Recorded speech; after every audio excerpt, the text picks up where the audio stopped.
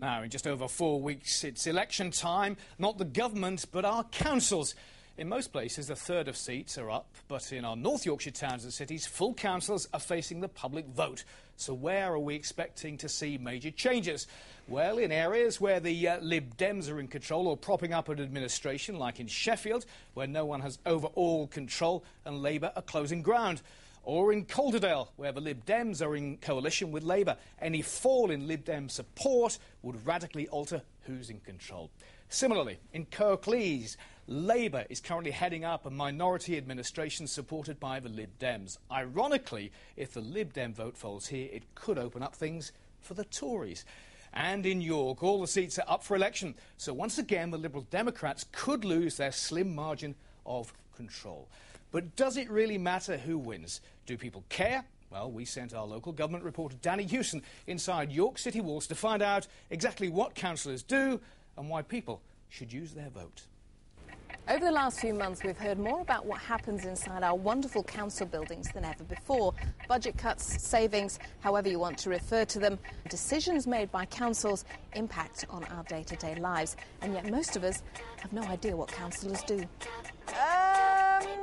No, not really. No, is that the right answer?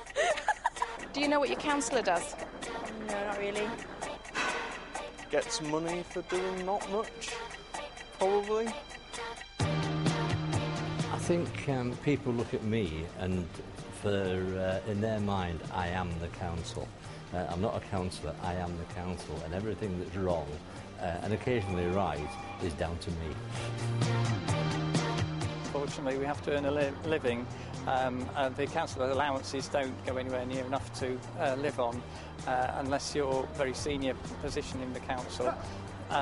So in my case, I do work here for the majority of my time on the weekday and then go to evening meetings and work in the evenings at home. Well, I'm involved in all sorts. I mean, it depends.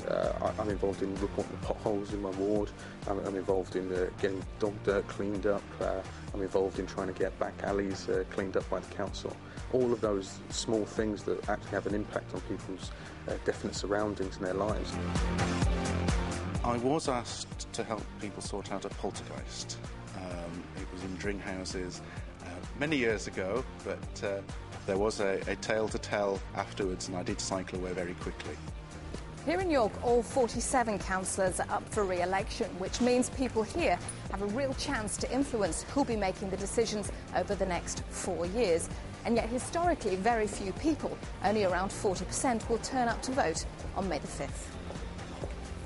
Oh, yes, I definitely am going to vote, yes. Definitely will be voting. Probably not, to be fair. No, I don't think so. Probably, yeah. You've got until 5 p.m. on the 14th to register to vote. For information about all the parties and independents standing in your ward, log on to your council website. Danny Hewson, BBC Look North, York.